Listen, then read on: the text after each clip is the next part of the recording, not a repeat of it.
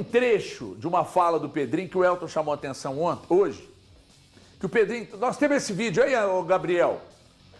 Tô quebrando todo o protocolo, gente. Eu sou especialista em fazer merda. Impressionante. Nós vamos mostrar daqui a pouco o vídeo. Vou mandar. Nós vamos mostrar daqui a pouco o vídeo. Nós temos aí. Vamos mostrar daqui a pouco o vídeo. Porque é o seguinte. O Pedrinho perguntado sobre... Porque nós estamos fazendo uma salada, porque tem o Gabigol, tem a chegada do Tite e tal. Aí pergunta para ele sobre o elenco e sobre depois... Aí o repórter, e o Gabigol? Aí ele responde, daqui a pouco nós vamos mostrar. Isso é claro, muita gente já viu, mas a gente vai debater sobre o tema. Então, para mim, a tendência do Gabigol, de fato, é de uma saída do Cruzeiro nesse momento e eu não vejo qualquer possibilidade de representação, sobretudo com a chegada do Tite à equipe do Cruzeiro, porque para mim é inviável que os dois trabalhem juntos. Ô, Ti, foram acontecendo agravantes, né? O ambiente já não era propício. A gente já escutava antes mesmo do jogo decisivo contra o Corinthians, a gente já tinha informações que ele caminhava para uma saída no final da temporada, buscar um outro clube para ele ter mais rodagem. Aí vem o lance do pênalti. A forma que ele bateu, para muitos, uma forma diferente do normal que ele bate, para outros, desinteresse, falta de atenção, um momento de displicência, enfim, várias pessoas apontaram muitas coisas e eu não tiro a razão de nenhuma quando coloca as colocações que foram feitas. E aí, depois do jogo, ainda o que a gente tem de informações é que o clima no vestiário não ficou mais agradável, não poderia ser diferente. Eu não esperaria outra coisa. Ninguém aceitaria de forma natural tudo que aconteceu naquele jogo. Gente, o Cruzeiro fez uma partidaça, leva a decisão para os pênaltis, os 4 primeiros cobradores bateram da forma que bateram, tiraram o máximo possível do Hugo Souza, que é um grande defensor de pênaltis, e aí chega um momento decisivo nos pés do Gabigol, o cara que entrou para fazer isso aos 46 minutos do segundo tempo. Então tudo já propunha a isso. E aí depois vem um outro detalhe. Já falei sobre o vestiário que ficou quente. E o Gabigol é o único jogador que não retorna a Belo Horizonte. É o único jogador que sai antes de todo mundo. E um outro que para muitos pode ser... Ah, mas Elton, você está indo longe demais. Um detalhe, mas para mim não é. Para mim não é. É o único que sai do estádio sem o material esportivo do clube, sem estar trajando a vestimenta do Cruzeiro. Então, para mim, ele teve um time totalmente errado. Ele é um dos principais jogadores que se aponta a saída do Cruzeiro da Copa do Brasil. Aí ele sai antes de todo mundo, não volta para Belo Horizonte e sem a roupa esportiva do clube, do Cruzeiro, para mim, ele passou do ponto e criou, em torno disso tudo que a gente acabou de colocar aqui, elementos para que ele não volte para o Cruzeiro. E aí, na terça-feira, que foi ontem, né? Na terça-feira, o Cruzeiro anuncia o Tite. Se tudo isso que eu acabei de falar já era um elemento suficiente para colocar num pacotão, num embrulho muito grande, falar assim, Gabigol, não dá para você aqui. Empurrando o Gabigol. Vem o Tite, que todo mundo já sabe como é. Mas o Fabrício Valgas, atenção, Valuzeiro, o Fabrício Valgas me disse, soprou um negócio no ponto aqui para mim agora, que é interessante.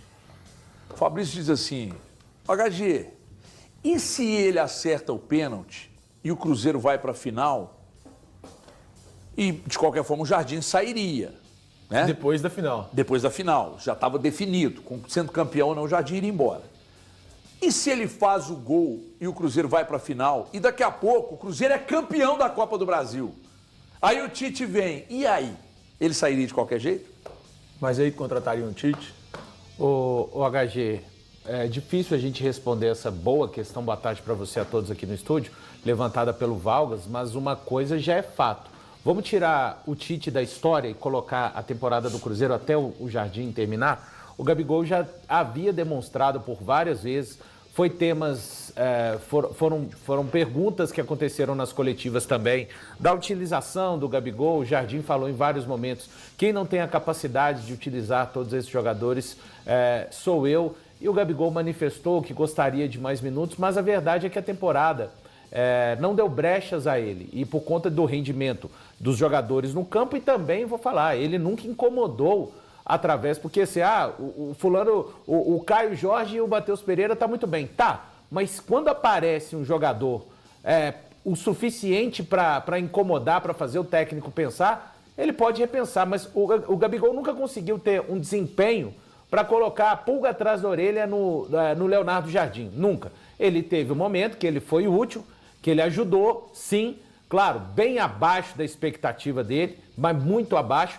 mas aí também eu gosto de falar, existem vários fatores para a gente determinar a expectativa do Gabigol, quando ele chega, a forma que ele chega, promessas que foram feitas para ele fora do vestiário, de titularidade, por gente que nem deveria prometer isso, já que não era técnico do Cruzeiro. Tá, tem todo um contexto, mas falando desse contexto final, então já seria difícil imaginar a permanência. Ele ia viver mais um ano no Cruzeiro, porque o Leonardo Jardim, imaginando o cenário dele permanecer, o que ia fazer mudar? Vai mudar agora, o Gabigol vai iniciar 2026, porque o ano é 2026 e não 2025. Cara, o campo já havia mostrado para o Jardim quem eram os jogadores que mais atendiam aos aspectos táticos, técnicos e físicos dentro do campo. E não era o Gabigol. Tá, fechada a página, Jardim. Aí temos a chegada do Tite. O Gabigol ele foi fazer praticamente o que um kicker faz no futebol americano. Ele é o especialista para um determinado momento. E ele é um especialista em cobranças de pênaltis. Ele não é um bom cobrador, ele não é um ótimo, ele é um especialista em cobranças de pênaltis. E que treinou para fazer aquilo, de acordo com o técnico Leonardo Jardim. Vai e cobra da maneira displicente, desinteressada, desconectada, como foi na partida. E na sequência chega-se o Tite. Cara, eu não tenho a menor dúvida. Agora, o torcedor tem que ter em mente o seguinte: não adianta achar. Quem vai baixar a cabeça para alguém nessa história é o Gabigol para o Cruzeiro. O Cruzeiro não vai repetir o que aconteceu no caso do Dudu. Não vai ter saída do Gabigol com o Cruzeiro pagando valores. Não vai. Talvez ele se reapresente, sim, porque as coisas não são feitas de uma maneira relâmpago. É uma operação complicada para ele sair, mas uma coisa eu garanto ao torcedor do Cruzeiro: ele não vai sair da mesma maneira que saiu o Dudu, com o clube pagando milhões para um jogador que se comportou da forma que o Dudu se comportou no Cruzeiro. Enfim, a saída vai ser conduzida, mas ela pode não acontecer do dia para a noite, nem na velocidade que o torcedor do Cruzeiro gostaria que fosse. É bom deixar bem claro como que vai se dar o processo para que o Gabigol venha de fato a deixar o Cruzeiro. Ô, HG, boa tarde a todos. Eu vou te responder essa pergunta na minha opinião. Eu acho que ele sairia da mesma forma. Se ele fizesse o gol, se ele fosse campeão, porque a gente não pode ver só esse recorte de um jogo decisivo, a gente teria que ver o recorte da temporada toda. Posso fazer o Flamengo foi campeão da Copa do Brasil, ele fez gol decisivo, mas foi campeão e ele saiu. Ok, mas ali já estava definido. Mas deixa eu te fazer uma pergunta. O que eu acabar de falar, minha parte, em cima disso aí, cara. Você vai continuar falando, é só te fazer uma pergunta mesmo. Pra não perder o negócio. Até perdi já que eu quero. Aí, tá vendo? Não é possível um negócio desse. Você quer atrapalhar, quer blefar. Mas sai o Jardim. Vai sair o Jardim, igual o Jardim sairia. Você acha que um novo treinador não poderia utilizá-lo? Não, eu acho que aí vai de conversas. Poderia? Sim, poderia. Se o treinador chegasse aqui e falasse: olha, eu vou montar o meu time e eu dependo do Gabigol. Fosse o Renato Gaúcho. Ele fala assim: eu quero o Gabigol. Então, beleza, tudo bem, mas eu acho que a tendência, o que o HG perguntou, tendência qual seria? Para mim, a tendência já está demonstrada há muito tempo que ele mesmo não quer ficar. Quando solta essas letrinhas aí, é um empresário, comenta com um, comenta com o outro. Gente, tudo que surge na imprensa não é nada inventado, não. É porque sempre aparece uma conversa daqui, uma conversa de lá. Cada um tem suas fontes, cara. Tem gente ligada ao jogador que passa informação pra gente. Aí você avalia, apura e solta a informação. Tem, às vezes, vem do clube. Por exemplo, eu já contei a história aqui mais ou menos umas 300 vezes, que o Luciano, que joga no São Paulo, ele mandou uma mensagem pro Denilson: fechei com o Galo. Ele, Luciano, jogador, mandou a mensagem pro Denilson. O Denilson foi e meteu no ar lá. Ó, Renato, acabei de receber uma mensagem que foi do Luciano, que o Luciano fechou com o Atlético. Ele só não falou que foi o próprio Luciano. Daqui a pouco, no final da tarde, o Grêmio anuncia o jogador lá. Enquanto o Luciano falou que tinha fechado com o Galo, o empresário dele fechou com o Grêmio. Aí ficou o Denilson mentiroso. Aí o Denilson, para não pagar de mentiroso, falou: gente, olha que vocês estão vendo que eu não sou mentiroso.